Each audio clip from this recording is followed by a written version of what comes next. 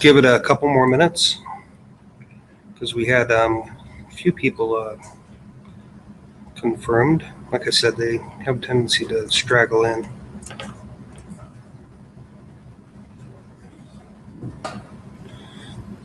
DC, you had a good week last week, even though we were fairly shy. You had a good week last week. Yeah.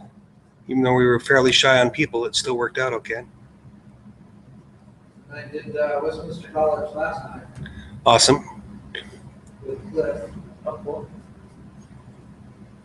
Did you do it like a continuing education thing or something like that? Help teaching his MBA students. Awesome. So, that's always fun. Yeah. Teaching people that are going through an MBA. I've got a degree in some way. The people that go through that executive MBA program actually have a tendency to be very high quality. They've already been in the job market. Okay. And even though it's in... The textbook on entrepreneurship was printed in 2013. Oh, wow. So it's pretty much been in the water. Make yourself comfortable, guys. Okay. Thank you. There are a couple of little snacks over there if you didn't grab a lunch, but if you'd like to grab a soda pop or something, we're going to start it in a few minutes.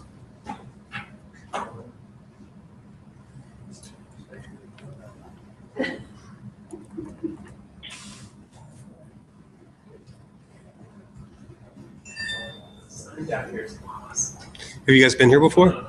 It's pretty cool.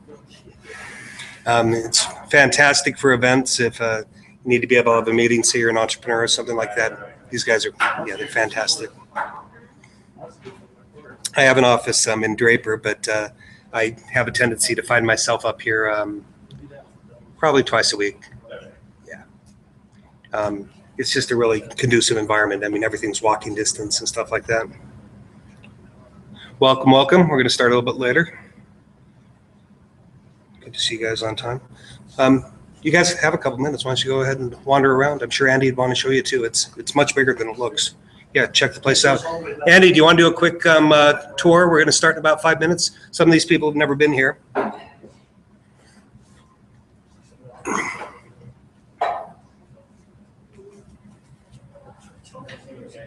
Yeah, so Chris, this looks like your sweet spot right here, which would be good too. Brian. Nice to meet you. All right, so I'm the community curator around the space. There's two owners. Yeah, so you're not going to be in the way of your slides, and they're going to come through. And they come through better than what they were. Okay, cool. Yeah, we'll let them do the walkthrough, then we'll get started. Have you ever had the walkthrough of this place? No, I'm not. I should go with it. Yeah, go with So it. this is our flexible desking area. This is where our members can come in and sit on the slot. Don't hold for genetics. If they want to, it's just a place of business, right? They you have reservable conference rooms. I can show you in a minute. Those are where they basically can go in, reserve a conference room.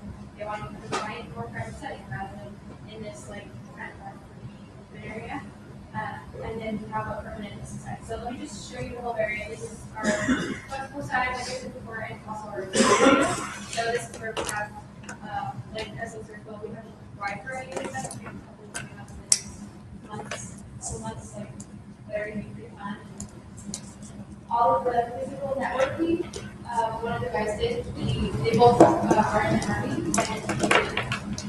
they physical networking for rock. We're in the so we have fiber and we here in house.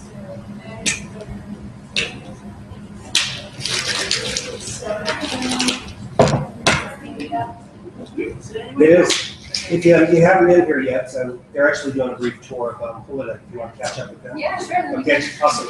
Go ahead and leave your stuff here. Nobody's going to take it. All right. I'll be the guard now. You'll Yeah.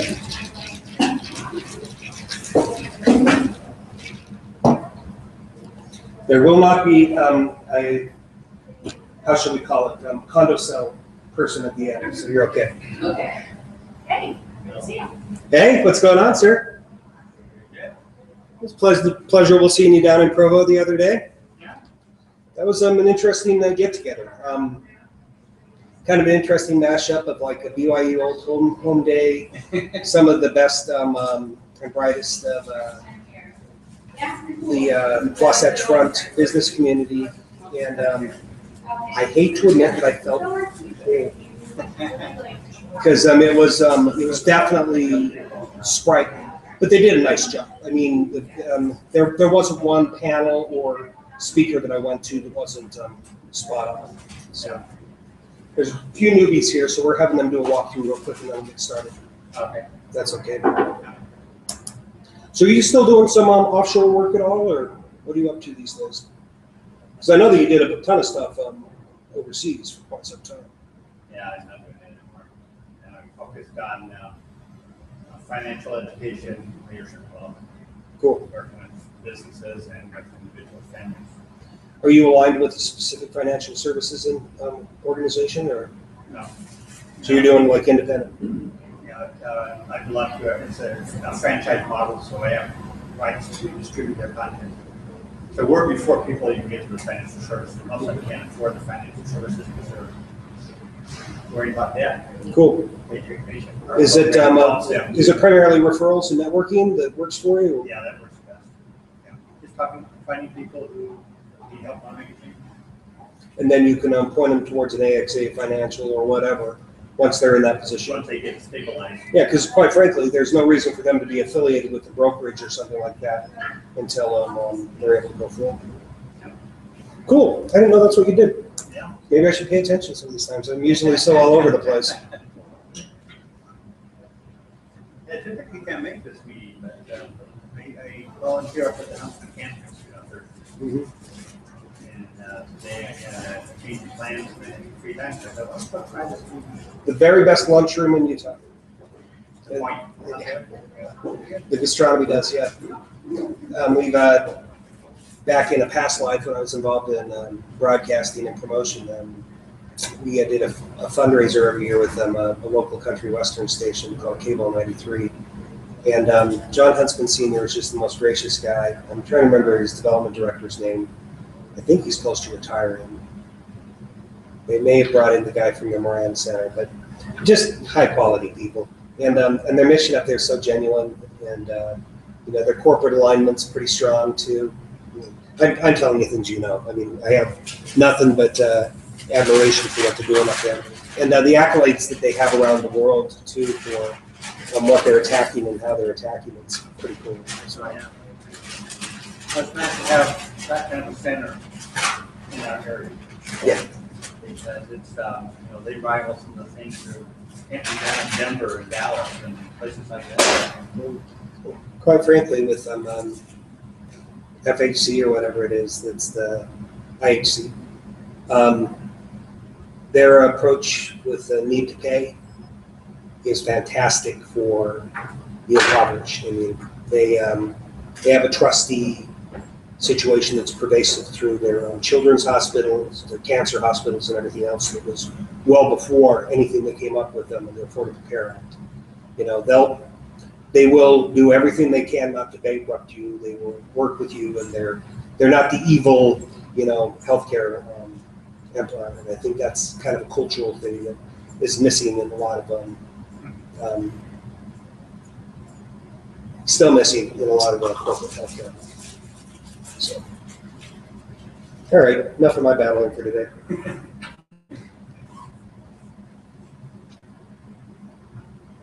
We'll get this sucker started as soon as they come back from their tour.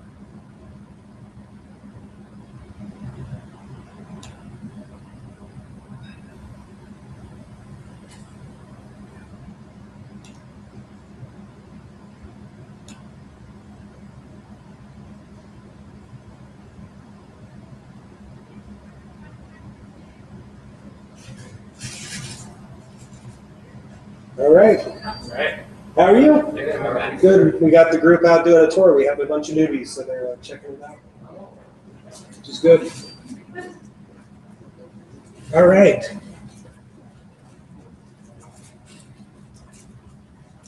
Well, now that you've been introduced to HoloDeck, thank you for coming. Got a special treat today with one of our trustees and participants within the SL Circle.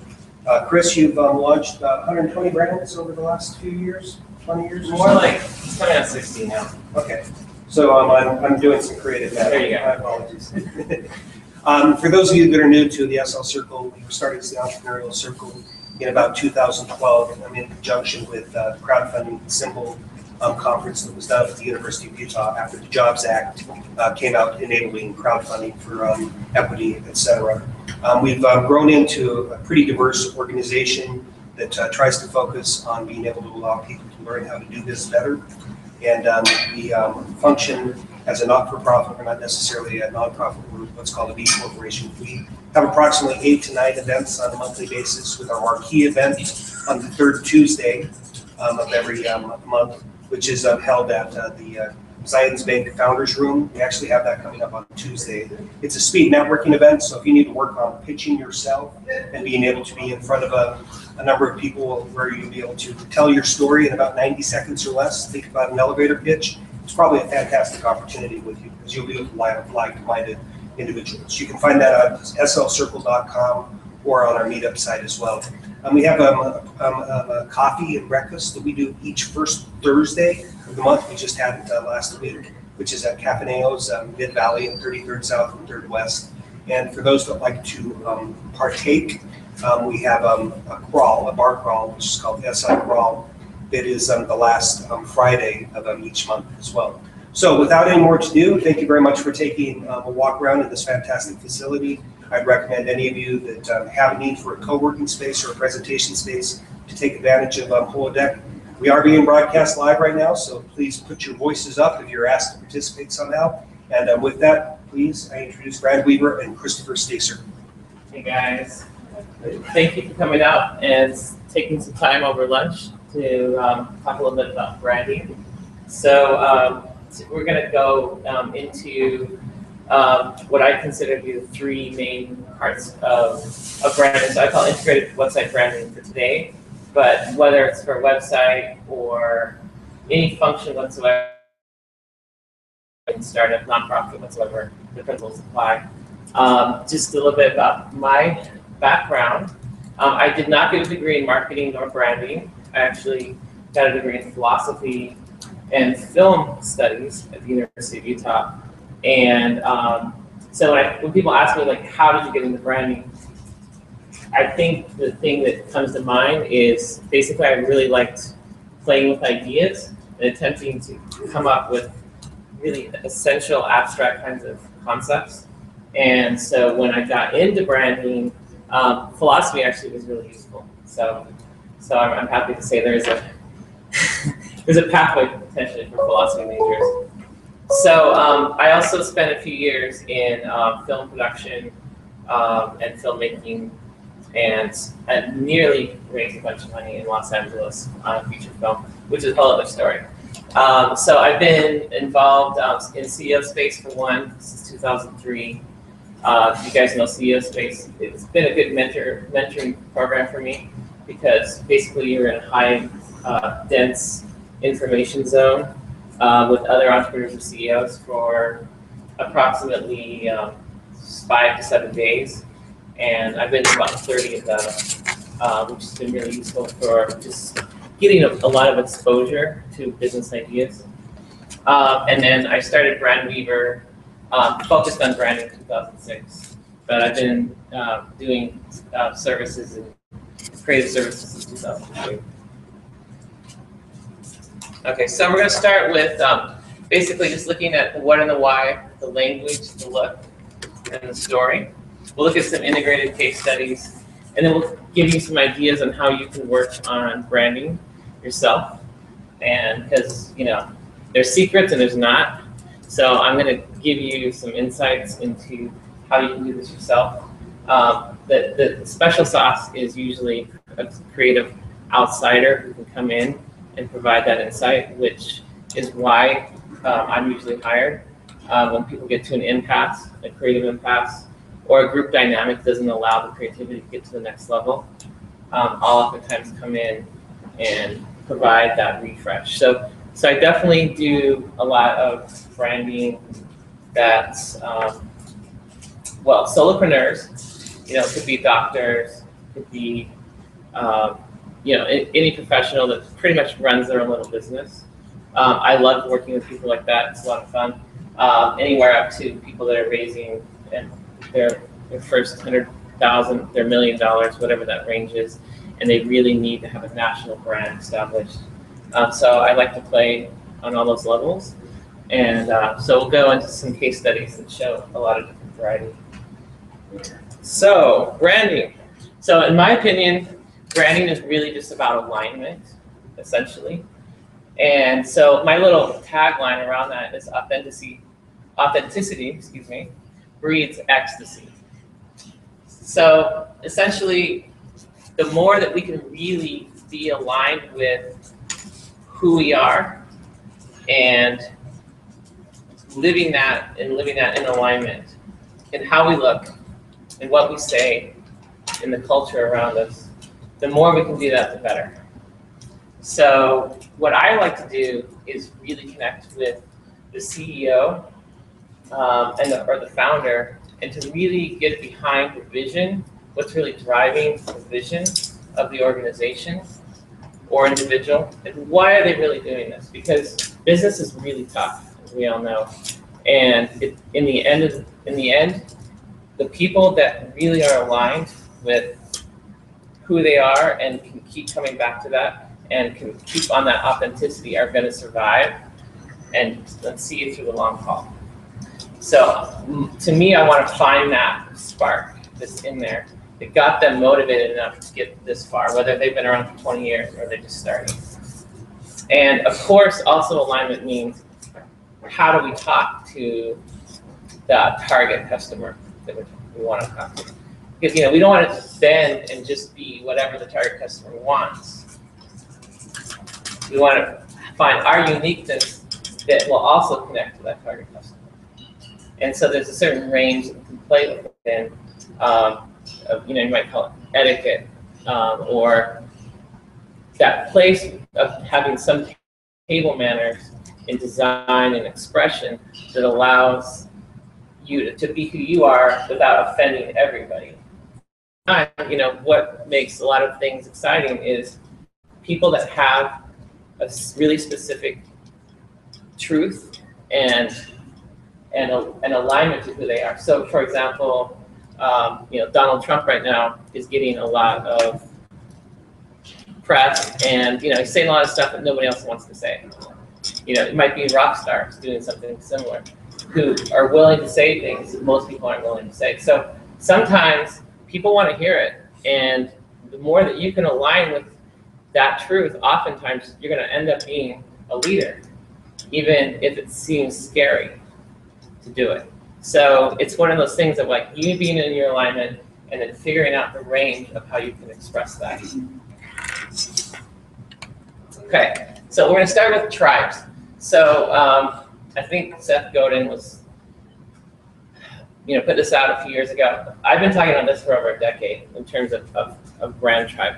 Essentially, we are in an era where the most important thing is creating community and creating, we'll say, micro communities. And micro communities want to gravitate towards what's real and authentic and interesting within these micro communities. So, you know, looking at discussions such as the long tail, and you know, without going into that too much, essentially, there's room for absolute uniqueness all over the place. So we need to remember that, as well as what I call meaning making. So essentially, when you look at the hierarchy of needs of Maslow's hierarchy, the meaning making is the most exciting point, because what happens is, you know, as we get to a culture where pretty much our basics are taken care of, what then becomes important is what's meaningful. And people want meaningful brands. They want to connect to meaningful organizations. They want something that stands and is unique. So that's something to really remember, your mission as you're branding yourself, and the sense of meaning and purpose behind it. And you want to connect your tribe with that meaning. Okay, and again, that's the same thing. That's necessity of connection, creating connection, creating community, and the aspirational is reaching towards what doesn't exist yet. But as visionary entrepreneurs, we can envision for this tribe that we're creating. So these are some of the things I like to think about that I'm really excited. That's why I work with entrepreneurs, because I love to work with people that have the sense of wanting to do this. So alignment, good for business, and meaning making. So essentially, it's easy to essentially be who you want to be. It's easy. You get to be you, and you don't have to try to be everything to everybody.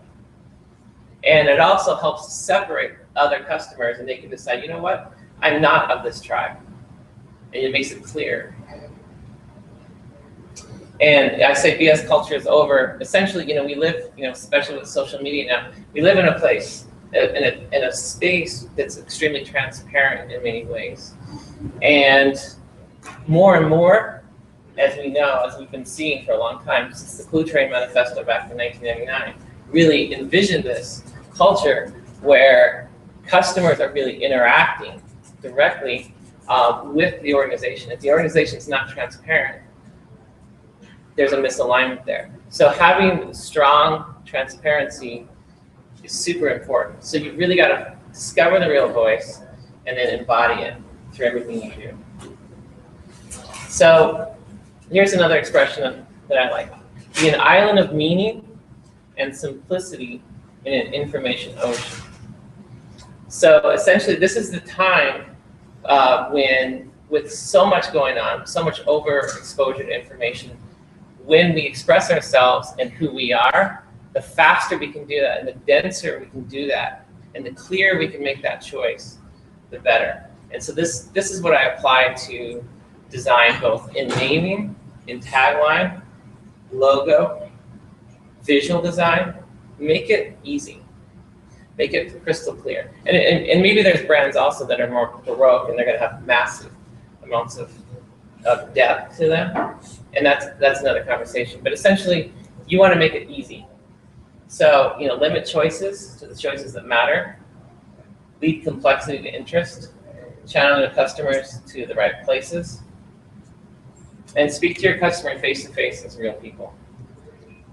I like to sometimes create a customer profile that's essentially one customer or maybe 2 or 3 customers, and speak to them by name. Who is this individual? Make a profile of this individual and tell us everything about them. What do they drive? What do they do on the weekends?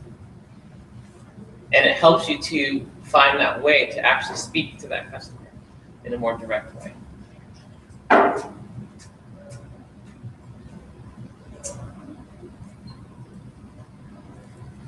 So the next one, integral branding, the alignment of the verbal, visual, and cultural. So essentially, we're just looking for that overall voice and personality of the brand. And if you have everything aligned, then the BS detector does not go off. And you're able to pass through the filters in a high credibility. And you only have a fraction of a second to do it. So essentially, when you land on a website, you know instantly if it sucks. Everybody knows. So you have to decide, is the website the primary face of your organization? Where is the face? Is it you as an individual? Is it your website? What are those places that you are interfacing with the public? What does your business card look like? Are you scared to hand out your business card? Does it make you feel tentative? God, I really don't want to hand this card out, but here I go. Or does it feel like this card speaks who I am? So these are all the places that we essentially want to show credibility fast. And visual design, naming, makes a really big difference. But you still have to have a good business. You still have to have a good business model. You still have to be able to play in the market well. So it doesn't do everything for you, but it gets you past the doors. It gets you past the BS detectors to a place where people are going to at least listen. And that's really important.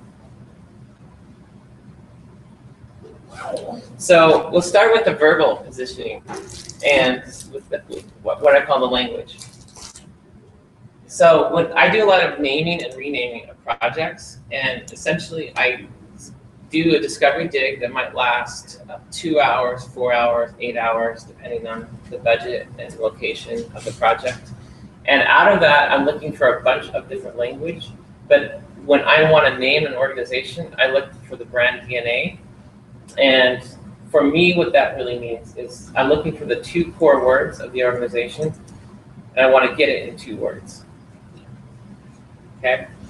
So once I have that brand DNA in place, then it will allow me to drive the positioning of the organization within the marketplace, and the combination of the name and the tagline all interface together.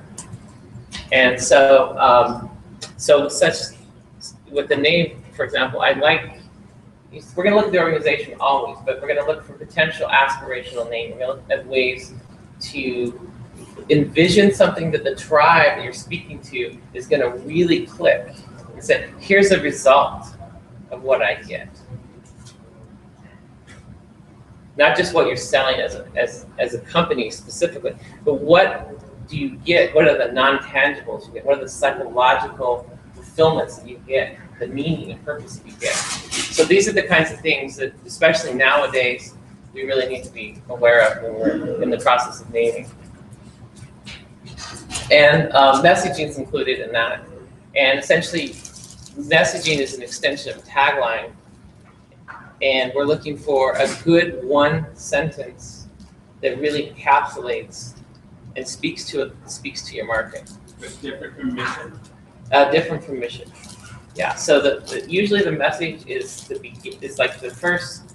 It might be connected directly to the tagline, but it's usually the first idea that you can really convey. Think different. What's that? Like think different. Think different is more. I would say think different is more of a tagline. And Apple use that as a campaign. So would effective branding work for you? If you were to have 2 words that describes what you do, would effective branding be there, or would that be more of a tagline? Like for me to say effective branding. From a branding perspective. Right. To me, that would be more of a description. Okay. I mean, it's a little bit of a marketing message. They all kind of connect. The tagline is the main focal point. It's like the 3 to 6 words that you want to be using for a long time. And some people use taglines as more like campaigns. They'll keep trying different taglines, and they'll run them for a few years. Awesome. Yeah. So, and then personality and voice.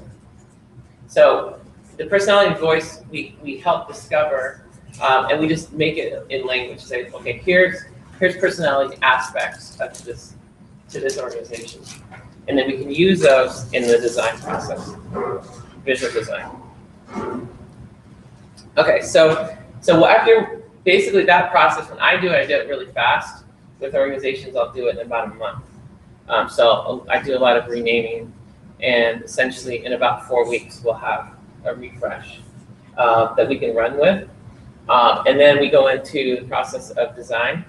And so obviously, we all know logo, color palette, styles, like the visual style palette that we're really working from, graphic design, colors, and how they interface, photography, all that kind of stuff. So this is all, if you really want to do it well, I like the mantra of slow down and speed up. So I work fast, but you got to slow down and speed up. I see too many entrepreneurs rush the branding process, and it's a shame because it doesn't really take that long. And if you lay the foundations right, you're set for years and years. So it makes no sense to skip it or cheap out on it. Like, it's really important if you're serious about your organization to develop it. So we develop the look, and then of course we move into the brand culture. So brand culture is really fun, and essentially we're looking for, this is fundamentally the story. How did this get started and why?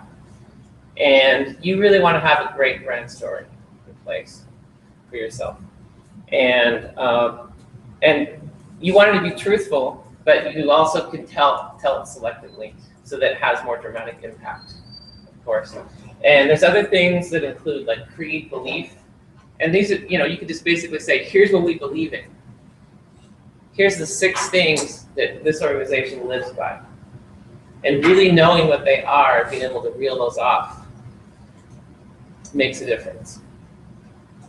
And by ritual, what is it that people do? What is it people do within the organization that sets them apart?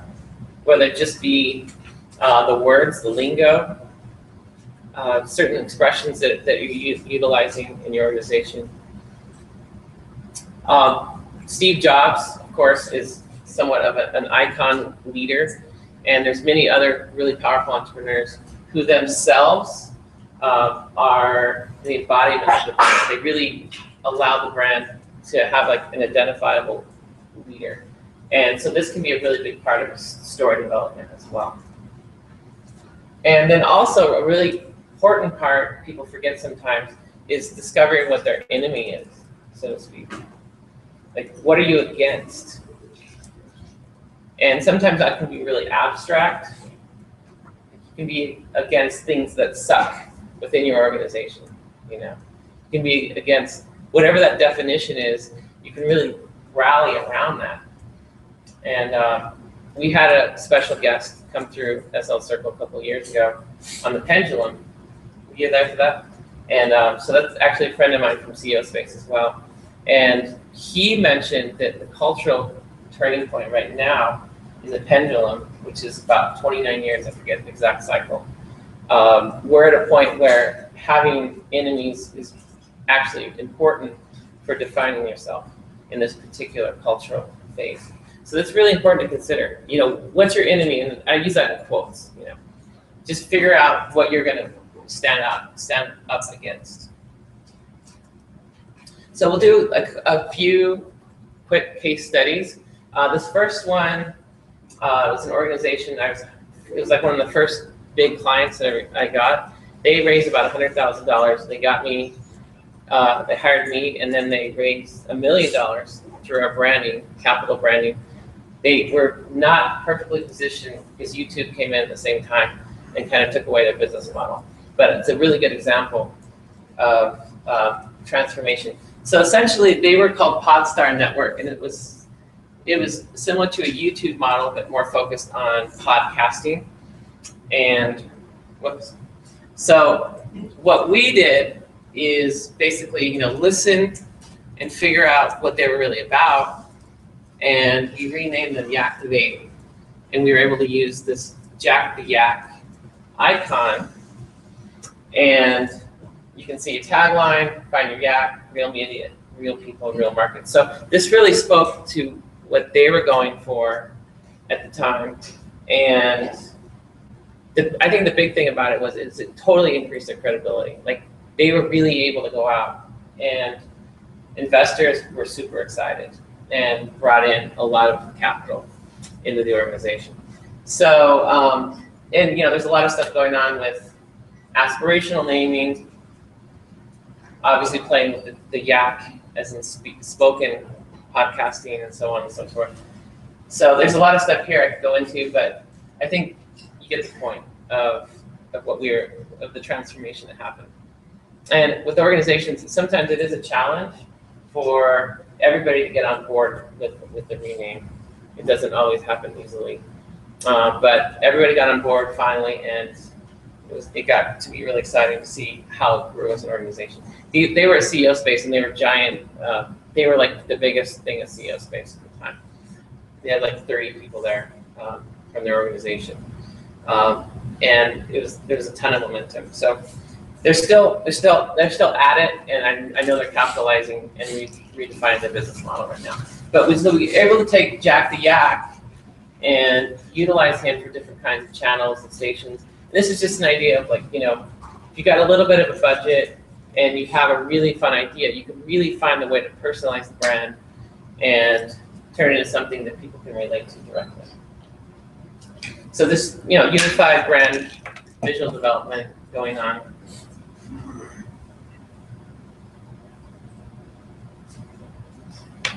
So the next one is a company that's based in New Jersey called Two Chicks with Chocolate. So they started with that, and it's a really cool story because this woman, she won Entrepreneur of the Year award, and they also won several chocolate awards, chocolate festivals, as they were just getting launched. But she started this as like a chocolate catering company, and she went to CEO Space and she realized that she could really turn this into a national franchise. Not unlike, say, Cold Stone, where you go in and you can basically get a customized experience. And so she came to me with the need to create a look that would be high-end, potentially for boutique hotels, and to really go for the high-end chocolate buyer, and also going for national franchise. So it took a long time, but we finally got this delivered, and they absolutely loved it. With essentially, a really wet chocolate brushed look, and then we transformed some things stayed the same, but essentially we just transformed that into simple 2-color look, sexy design, and they went on to do really well. They now have 3 stores, and they're intending to continue growing throughout the East, and we'll see how they expand. But it's been exciting, and this all happened during the last recession, essentially here. So so I helped with all the process here with the web design and everything else. A couple things to note. This was basically the message that I was using at that time. What's your Cocoa Crush? And so we kept it pretty simple in the design, but again, everything is focused on driving decisions in a really clear, simple way, and really attractive packaging, and so on and so forth. This is an example of a company. They're actually co-working, and so this is a few years back. I think about 4 years ago I did this. So they started with this 1980s, early 1990s kind of look, and they wanted to break into new markets and refresh their look. So essentially we did a full rebrand, including the name, and they became Huntsville Hub, Huntsville, Alabama. And so just to show you some ideas of how I go ahead and do refreshes. And obviously what happens to graphic design is you can see makes a big difference. This is a very small teacher here in town for acro yoga, but just to give you an idea of what we can do with visual design, with messaging. Sometimes I'll use a tagline directly, or a variety of messages directly in here, but really focused on key message right up on top. And I personally like to use nice welcome expressions from the founder, which we also did in SL Circle. And just clear visuals, keeping it simple. Same thing, just some quick examples of brand transformation, and focused on here clear messaging as well, and also defining lingo or defining language specific to the organization.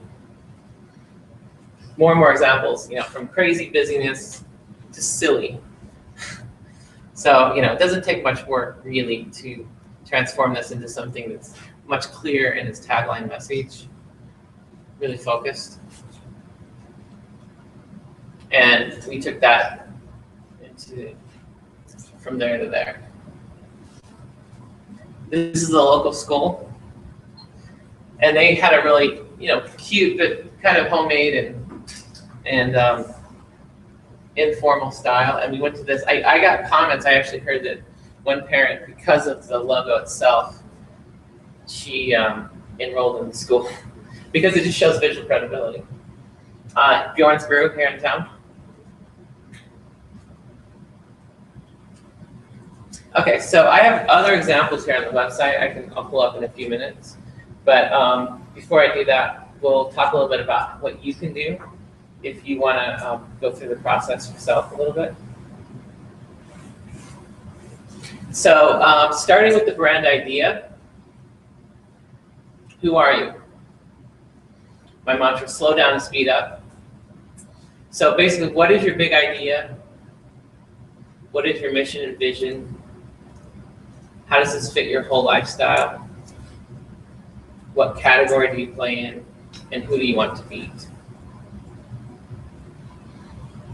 So take a day, you might call it a summit, a brand summit, and sit down at a cafe or at home or somewhere quiet, turn the phone off, and really work on answering some of these fundamental questions. And to that, I would add things like, who are you speaking to? What are you selling? The most fundamental questions. Just try to answer them and try to get them down to a sentence, and then see if you can get that sentence down to 2 words. So when I deliver language with my clients, my objective is to get to 2 words for any question, any fundamental marketing question. But spend a day, 4 hours, and do some of this work. It's really exciting. You can do it for your organization. You can also just do it for yourself, like just personal branding. Just working on fundamentals.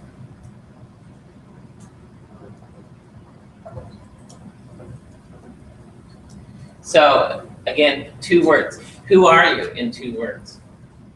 What are you selling in 2 words? Who are you speaking to? And what makes you different? If you can answer these and get them down, it's going to be so exciting. Like, it really does open up a lot of potential energy within your organization in new ways. So I love to see what happens when you can get clear that way. So you want each of those answered in 2 words? Yeah, so what I do is I do those in 2 words, and then I flesh it out into a sentence. So both 2 words and a sentence. Because you want to be able to unpack it, but you want to be able to remember it. You really know what that is, like a mantra. Okay? So really just work on these questions. How does the world see you? So these are all the ways that the world's going to see you. And the mantra, I usually use 3 words. And these are the 3 words you can repeat over and over again. These are the 3 words we live by as an organization. It makes us who we are.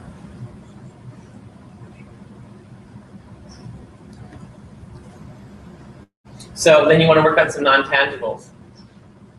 Okay, let's learn more about your founding story or your leader. Ask yourself, what do customers do that is yours? It's really specific. Work on your unique lingo. What are your sacred words? For me, I have a discovery dig, and that's a core part of what I do. And visual positioning, verbal positioning, those are just words that I've developed that I use continuously, and it's just part of who I am. Define your brand enemy.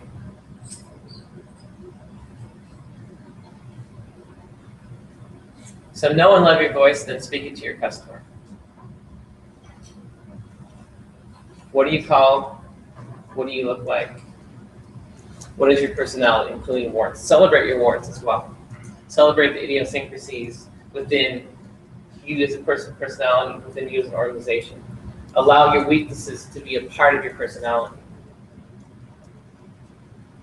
You don't have to be perfect. You have to be authentic, but not perfect.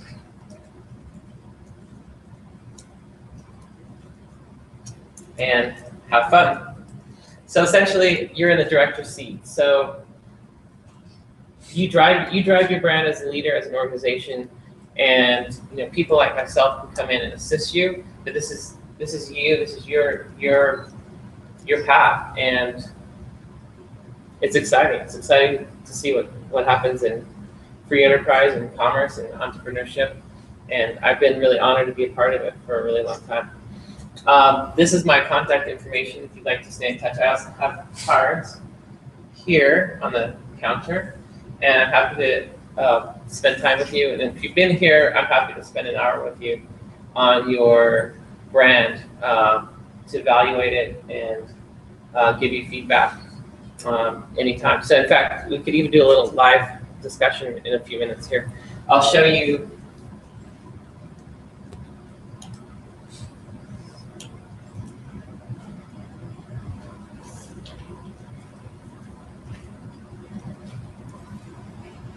Okay, so these are some recent projects that I don't have in the presentation.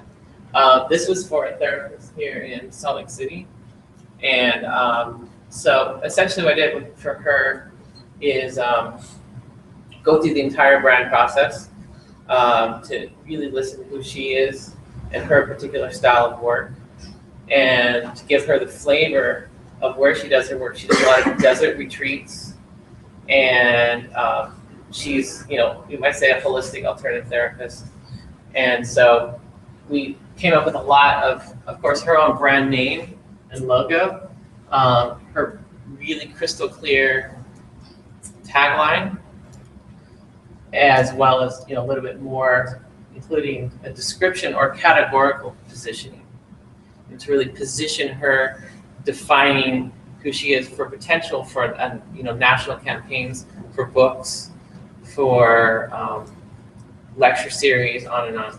So to me, you know, you really want to create and craft a language that is unique and market defining. At the same time, you want to play within, say, you know, within SEO, which this is not a conversation on, figuring out how people might be finding you. So you're both who you are and defining who you are, but then you're also clearly being able to be found. So that's a delicate balance. I lean more towards defining it in the category who you are, personally.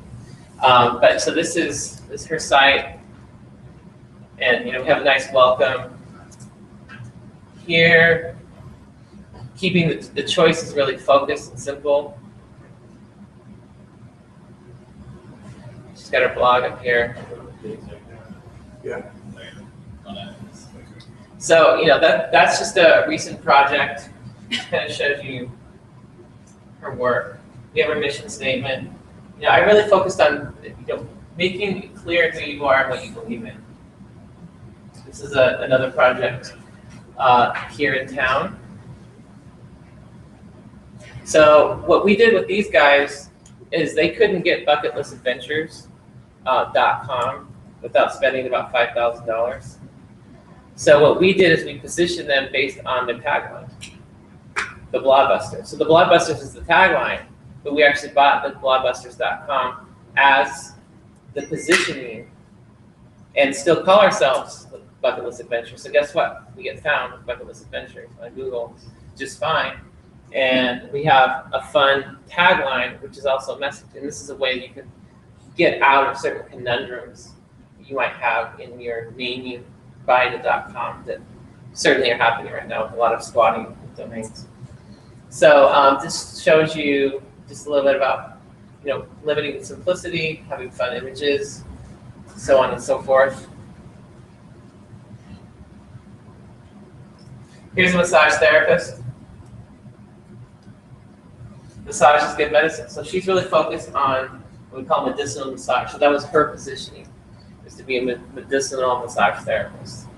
And guess what? There's practically nobody in that position. So there's a lot of ways that we can find it, and it's really authentic to who she is. So there's a lot of great ways to just really speak who you are, and there's a lot of room for that to show up.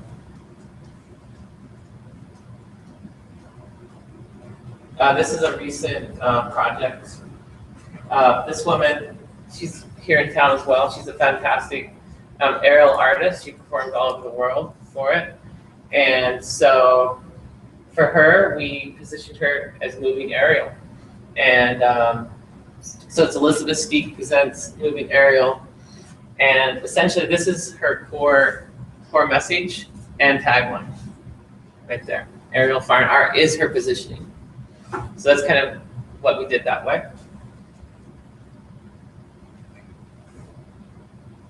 So welcome and real. Just got a gallery here. Testimonials. So on and so forth. So these are just some recent projects, but with the remaining time, I'm happy to engage in any further conversations, or if you have a website that you want to discuss or an idea you want to discuss publicly, we can do it. So anyone in a position right now of preparing their company for branding that you'd like to throw something out to both Christopher and the group? Or any of you ready to work on something with personal branding? Don't be shy. This is an open environment. Absolutely, yes. Go ahead, John. We're just getting ready for getting some investors and launching our PR writing that's in Apple for people to watch any movie they want through virtual writing review from Netflix or so. Definitely interested in what you have for what you can do with this to create campaigns and branding for raising money as well as launching our project. Excellent. Yeah, let's definitely have a conversation. Yeah, give me your card. Just to state it, there's something that one of my clients actually taught me, and he calls it capital branding. It's a cool idea. It basically means you design for your audience. And who's your audience? Well, sometimes it's customers, but sometimes your customers are actually your investors. So you can design capital branding focused so that you're really targeting who's next. And sometimes it's exactly the investors that you need to get to. And or with campaigns for crowdfunding, that might be your next investor partner. So those are great things to look at. But yeah, positioning all the way through, you can focus on certain parts at certain times. And also by capital branding, meaning we don't have to go out and spend a ton of money to at least look good enough. And sometimes good enough really helps. It doesn't have to be totally perfect. So that's the thing, I can be a perfectionist myself, but being a perfectionist can be the enemy to being good enough. And sometimes that's where we need to be in our process, in our development. Anybody else? Yes. Okay. So mine's kind of complicated though. Okay. So basically, I do English as a foreign language coaching, specifically for Italians, learning business English. I've also started translating their websites for them and writing new content. So I'm trying to ground myself as sort of like an integrated English language business solutions provider. And I'm really struggling to figure out a name, a logo. It's just, there are so many options, I have no idea what to do. Right. Perfect time. What's that? Perfect time. Yeah, totally. Yeah, so are you going to focus on the Italian market, or could it be? Yeah, only Italian. Got it. So you probably have to do it in Italian then, right? Well, To some degree? most of the people I work with already speak English decently well, but they just don't feel confident, like they can't really provide a polished written product. So they just want a native speaker to, pump out the finished product, basically. Right. Is this something that you're going to be doing pretty much here in the local market, or are you going to expand out of this market? I actually live in the UK, and my family's here, so I'm visiting. I visit here pretty often, so that's why I wanted to come here. But yeah, it's all digital so far. Like I've never met any of my clients in person. The reason I ask is the envoy for Italy that lives in Malibu, Apollo, I can't pronounce his last name, would probably be a pretty good hookup for you. Interesting. Because he basically assists Italian companies from getting here in the first place, getting their distribution, but also helping with protocol and doing business in the U.S. And he'd be a very good person for you to hook up with, Yeah, especially if you're not geographically aligned. So Awesome, thank you. Somebody else got a hand? Well, we have a software, we're building a software that helps entrepreneurs start businesses.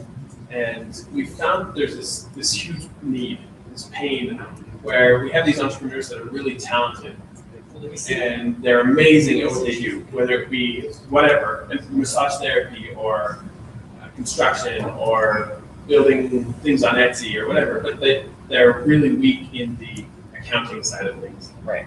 And we understand that there's this huge failure rate among startups. And we want to, the software that we're building, and in fact it's in development right now, is helping, it goes to people and it speaks to them in normal language, normal jargon. And it helps them to know what their profitability is and all that stuff. But the problem is, we have this need, but now we need a brand to that need. So we see the pain that these people have, and we talked to lots of people and they said, yeah, that's the worst thing. I'm using the software right now, and I already have 4 businesses. But we don't know how to brand to that specifically. What would you recommend for someone? Yeah. Well, I would say that in this case, this is a fun, aspirational kind of style. Essentially, what you really want is for their head to be clear and at ease, you might say, with accounting's handled, we get it, we either hire the person or we learn enough to get the right systems in place. So to me, I would look for the aspirational part and say, let's talk about, I'll say clear-headed entrepreneur.com. Something that really speaks to breathe, take a sigh of relief. We got to handle it. Because that's what that's what the result is that you're giving them. That's a non-tangible result you're giving them. Ultimately, people are really good at what they do, but right. they don't really want to deal with the accounting. Right. So you find fun stories, you find ways of getting into their head and saying, look, we know how we're going to get you to ease, but you're going to stir up some anxiety in the process, so they realize how much they need what you have to offer.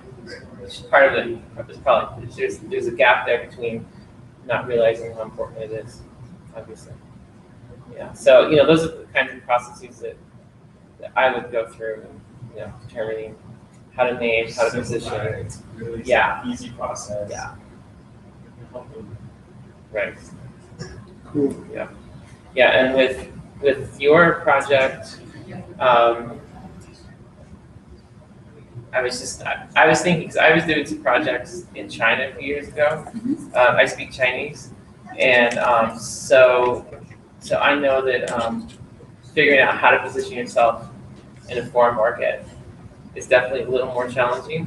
But going specifically from the Italian to English, and using like executive translation services, professional marketing services, there should be a lot of room in there. And so I think it's just a matter of you deciding if you're going to focus as an individual or as a larger group organization, even if it's just 2 people or 3 people, or even if you brand yourself as that organization. So you want to think about you as an individual versus an organization, but no matter what, it's going to be really tied to who you are, I think. And so I would do a lot of personal expression and personality in your brand. That's where I would probably take it. Without knowing a lot. Right. Okay. Yeah. Anybody else? All right. Well, I'd like to thank Christopher for spending the time today to go through the success stories that he's been able to have. Jeff Evans is going to be joining us next week. He's going to be talking to us about growing your social media brand and how to work from anywhere, which is kind of topical to what you're doing. He's experienced over the summer as a soon-to-be empty nester that he's got a really unique boutique approach to social media and how he takes care of his customers.